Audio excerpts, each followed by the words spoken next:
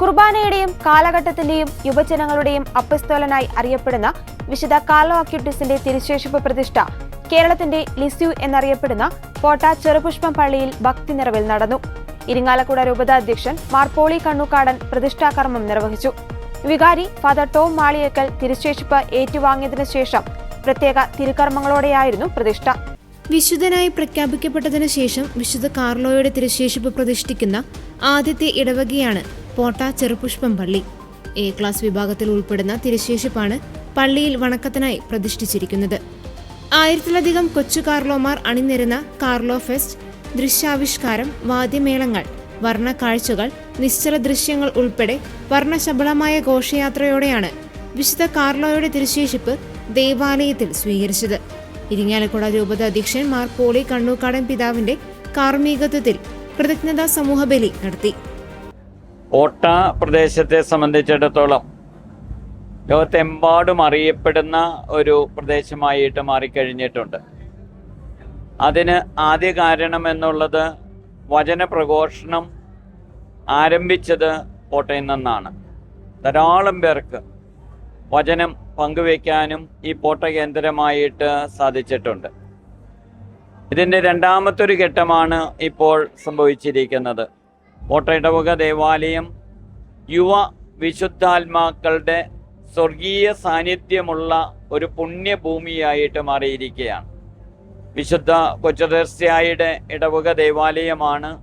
കൊച്ചുത്രേസ്യായുടെ മാധ്യസ്ഥത്താൽ ധാരാളം അനുഗ്രഹങ്ങൾ ഇവിടെ വന്ന് പ്രാർത്ഥിക്കുന്നവർക്ക് ലഭിക്കുന്നുണ്ട്. അതുകൊണ്ടാണ് ഭാരതത്തിലെ ലിസ്യു എന്ന പേരിൽ അറിയപ്പെടുന്നത്. 26-ാം വയസ്സിൽ ഈ ലോകത്തോട് യാത്ര പറഞ്ഞ ഒരു യുവ വിശുദ്ധയാണ് വിശുദ്ധ കൊച്ചുത്രേസ്യ എന്ന് നമുക്കറിയാം. ഇതാ യുവ വിശുദ്ധനായിട്ടുള്ള കാർലോയുടെ തിരുശേഷിപ്പും തിരുസ്വരൂപവും ഇന്ന് ഈ ദേവാലയത്തിൽ പ്രതിഷ്ഠിക്കപ്പെട്ടിരിക്കുകയാണ്.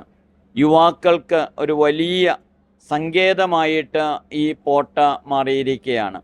ധാരാളം യുവാക്കളും യുവതികളും വിശുദ്ധ കാർലോയുടെ മാധ്യസ്ഥം അപേക്ഷിക്കാനായിട്ട് വരുമെന്നുള്ളതിൽ യാതൊരു സംശയവുമില്ല.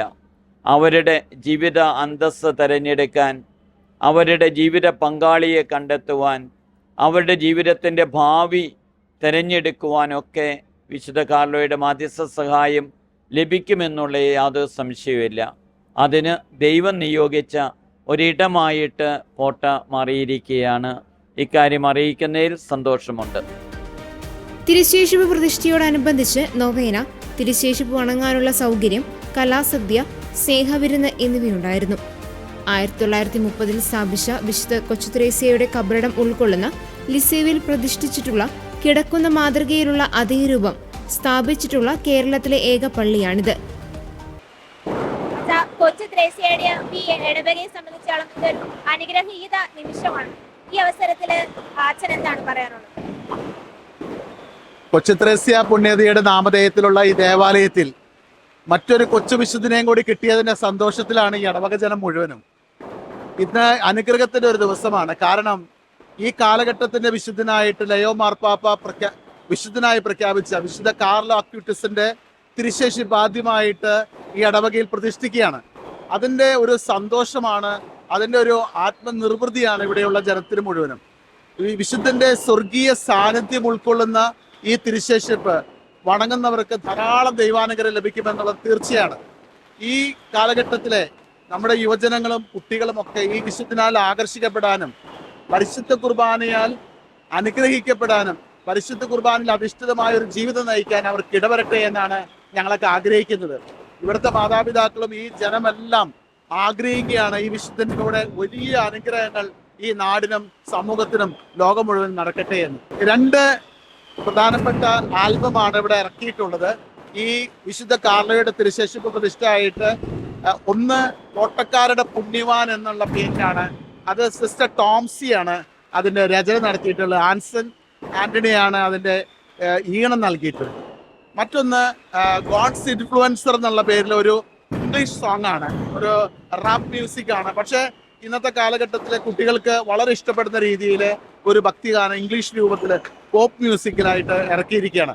അത് ആകാശ് എന്ന് പറഞ്ഞ ചെറുപ്പക്കാരനാണ് അത് ട്യൂൺ ചെയ്തതും അത് അതിൻ്റെ എല്ലാ കാര്യങ്ങളും ചെയ്തിരിക്കുന്നത്. അങ്ങനെ 2 പാട്ടുകൾ ഇന്ന് ഇറക്കിയതിൻ്റെ ഒരു പ്രത്യേകതയും കൂടി ഇന്നത്തെ ദിവസത്തിനുണ്ട്. മാത്രമല്ല, ഇത് വിശുദ്ധനായി പ്രഖ്യാപിച്ചതിന് ശേഷം കേരളത്തില് ആദ്യമായിട്ടാണ് ഒരു ഇടവകയിൽ ഒരു തിരുശേഷിപ്പ് എത്തുന്നത്.